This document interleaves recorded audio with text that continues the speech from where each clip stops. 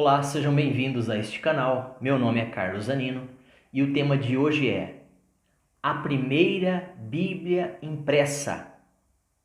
Mas antes que eu comece a falar sobre isso, deixe o seu like, se inscreva no canal para você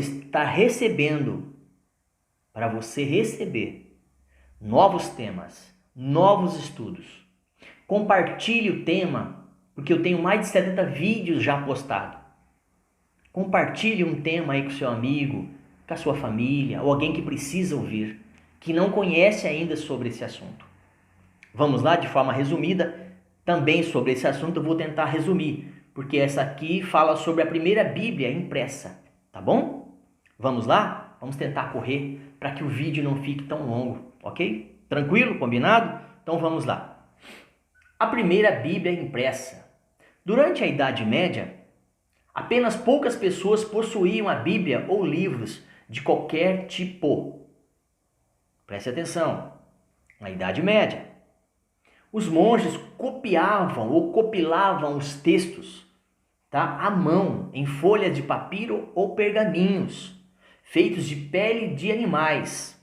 O custo desse material e remuneração e tempo utilizado dos copistas, ou de quem fazia as cópias, eram muito além das posses das pessoas, por mais que elas tivessem condição.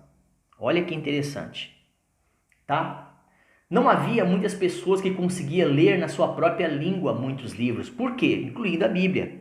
Mas por que disso, Carlos? Porque era apenas em latim na época. Latim, tá? Então as pessoas não tinham acesso, né? Elas ouviam das pessoas, até mesmo a tradução. Quem não conseguia traduzir, tá certo? Então vamos lá. Então a igreja, ela passou a obter essa informação, os sacerdotes, os clérigos, os padres, os monges, né, os pastores, os seguidores de Cristo, tá? Então eles, os poucos que haviam, tinham esse acesso e na maioria das vezes em latim, tá? Uma das maiores mudanças no século XV teve um enorme impacto sobre a situação. Mais ou menos 1440. Em 1440. João Gutenberg. Então guarda bem isso. João Gutenberg. Esse foi a pessoa, o ser humano, que teve essa primeira impressão, essa boa ideia, né, de fazer essa engenhoca, né, de preparar todo esse equipamento que ele foi montando, foi criando, foi fazendo, tá certo? Então guarde bem esse nome, Gutenberg, ou João Gutenberg, ou John Gutenberg. Então vamos lá. Começou fazendo esse tipo de impresso com experimentos de metal e foi dando certo, Então a partir daí o custo e o texto, a compilação era muito mais rápida. Porque fazia ali nesse termo, né? E se fazia as cópias. Como mimeógrafo. Quem conheceu, quem sabe o que era mimeógrafo? Eu fui da época dos mimeógrafos, tá? Tranquilo? Não sei se você foi, mas eu já fui dessa época. Hoje, se falar sobre isso, o jovem não sabe o que é. Mas vamos lá. Tá, a partir de então, em 1456, Gutenberg e um grupo ao qual ele fazia parte imprimiu 200 cópias da Vulgata, a Bíblia Latina, revisada por Jerônimo. Um homem comum não poderia ainda compreender a palavra de Deus, mas esse foi o primeiro passo de uma enorme evolução. Então viu como é que a coisa era? Como chegou até nós? O trabalho que deu? A gente não tem noção. Então vamos lá.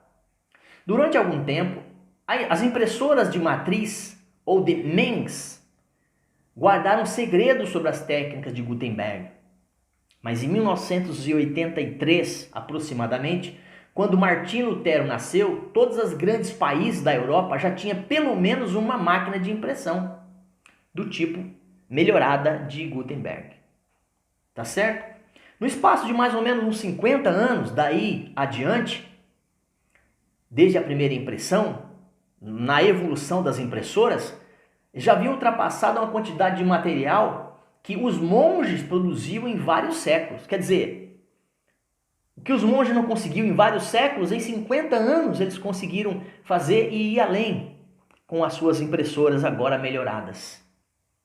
Então vamos lá. Então, com o passar do tempo, eles foram melhorando esse material.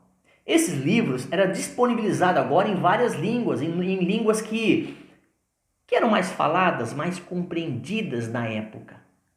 Não eram todas as línguas, obviamente, tá certo? Então vamos lá? Sem a invenção de Gutenberg, sem essa impressão, essas impressoras da época, né, não haveria o tipo de reforma que houve e o objetivo delas alcançada. Tá? Então, quem lê um pouquinho sobre as reforma de Lutero, por exemplo, que seria talvez a mais importante, ela foi trazida já no período em que essas impressoras já estavam ativas, né, que já estavam falando em outras línguas, em línguas principais, né? Então vamos lá. Então isso houve um impacto muito grande. Deus já havia preparado este momento especial. Eu creio assim, não creio em coincidência, creio em providência de Deus. Com a invenção da máquina, dessa impressora, Lutero e seus reformadores tiveram uma condição melhor, agora disponível em mãos para o caminho e para o trabalho missionário. Então agora todo mundo poderia ter uma empregada doméstica, até mesmo o patrão. Desde o simples até o avançado, o mais importante. Tá bom? Todos eles tinham essa condição. Inclusive, logicamente, que o sacerdote tinha essa condição. Eles foram os primeiros a terem essa condição. Tá bom? Então vamos lá. Conforme liam, esses homens e mulheres comuns começaram a sentir-se maravilhados com esse novo mundo da Bíblia, com esse acesso livre. Mas aqui houve um probleminha. A igreja, ela achava que só os clérigos, só o sacerdote tinha essa condição. Só eles podiam passar a mensagem. É como acontece até hoje. Por isso que eu sempre falo em alguns vídeos que eu tenho produzido. Você tem acesso livre à Bíblia. Leia, para você não cair em engodo, para não ser enganado. O apóstolo Paulo, quando trazia a mensagem, existia um povo de Bereia que tudo que ele pregava e ensinava, esse povo olhava nas escrituras, nos pergaminhos, nos papiros, para ver se o que ele dizia condizia com as escrituras da época, com o que se tinha em mão. Então não é proibido, não é falta de respeito, é cuidado bíblico. Então tudo que falarem para você, verifique se está de acordo com as escrituras, ok? Então vamos lá. Com bastante frequência, esse assumiu uma forma bacana, a troca de ideias teológicas, eles conseguiram estarem agrupando pessoas que tinham cuidado de estudar, para que eles evitassem as heresias, e naquela época começou a surgir das mais variadas, de várias formas e vários tipos.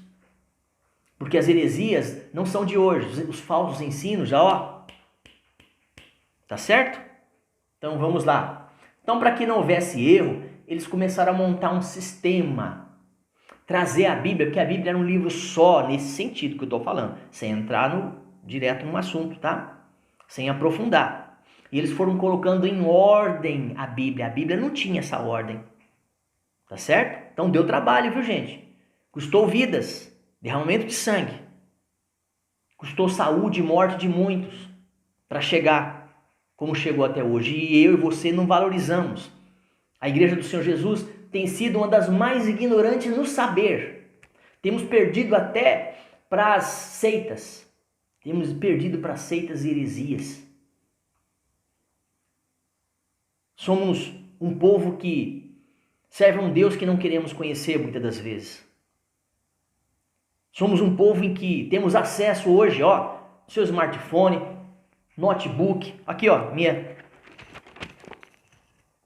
minha Bíblia impressa.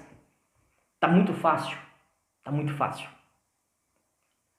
Deixa esse comodismo, essa preguiça e conheça Deus através da Bíblia, das Escrituras. Vamos lá, para fechar. Então, nessa época, os frequentadores da igreja pediram para que os bispos, para que os clérigos estivessem trazendo essa mensagem, tirando toda a heresia, tirando tudo aquilo que não era de verdade, que não era fato, que não era primário, que não era base. E aí o que aconteceu? Usou a vida de Lutero e de outros tantos para poder estar trazendo a mensagem conforme era para ser trazida. E não conforme as regras, as teorias, os achismos, como acontece até hoje. Infelizmente. Infelizmente. Já vivemos os últimos tempos. Já está para acontecer o arrebatamento. E ainda há muito engano, muita heresia, muita hipocrisia da nossa parte. Muita besteira, muita abobrinha. Então, a primeira Bíblia impressa foi através de Gutenberg, tá certo? Então, guarda esse nome. Então, o que nós temos que fazer hoje? Ler a Bíblia, estudar a Bíblia. Tá bom? Que Deus possa abençoar o seu dia, a sua tarde, a sua noite. E nos veremos no próximo vídeo. Até mais.